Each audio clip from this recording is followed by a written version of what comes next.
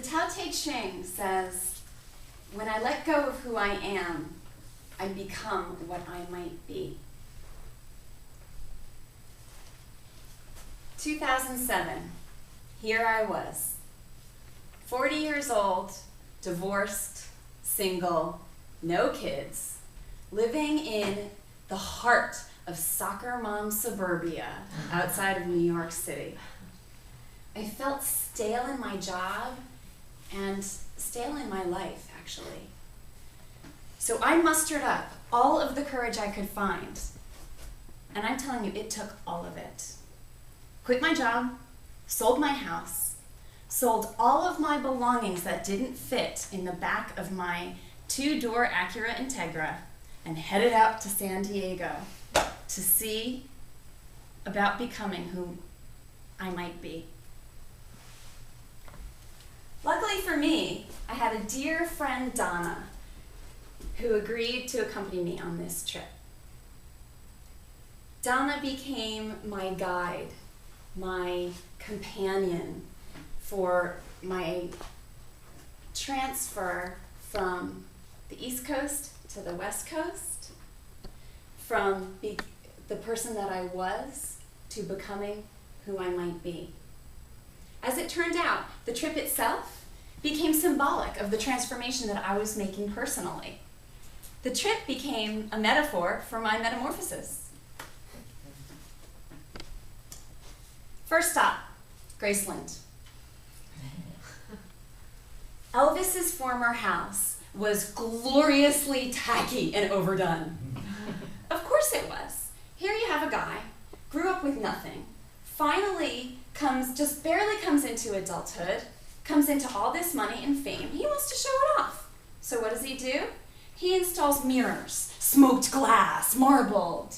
He has a room with shag carpeting, not only shag carpeting on the floor, on the walls and the ceiling too. He creates the famous jungle room, which was filled with thickly carved, intricate wooden furniture. He has a tiki bar on one side. There are statues of animals. It was one gaudy thing on top of another gaudy thing. And I loved it.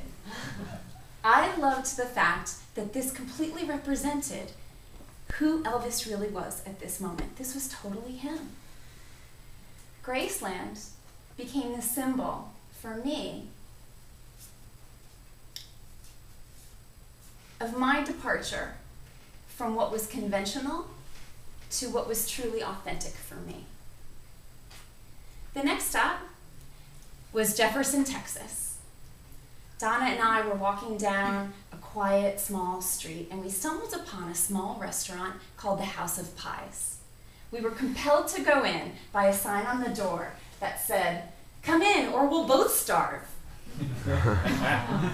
I immediately asked the waitress for some help in choosing my pie because there was a huge glass container filled with too many pies to choose from.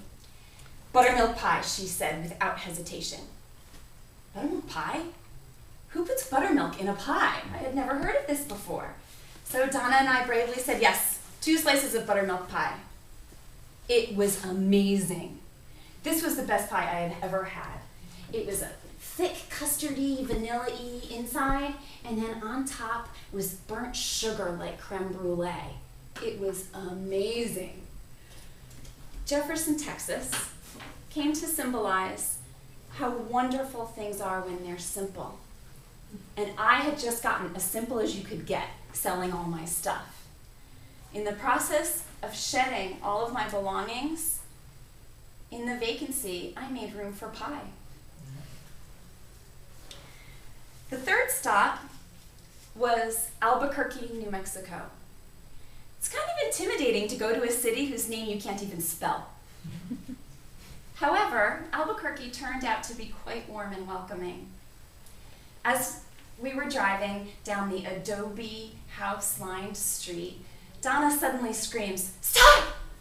Oh my gosh, I pulled over, "What's wrong?" She says, "There was a sign back there in front of the bakery. It said that they have jalapeno cheese bread. We must go back." As we walked into the bakery, The owner is reaching across the glass counter with a cookie in each hand for each of us. He said to us that he gives a cookie to all the little kids that come into the bakery, and he decided to give one for each of us also. As we hustled out of the bakery, jalapeno bread in tow, immediately when I sat down in the car, I had to slice into this bread right away. So I'm slicing the bread on my lap, and I inadvertently sliced a small hole into my jeans at the same time.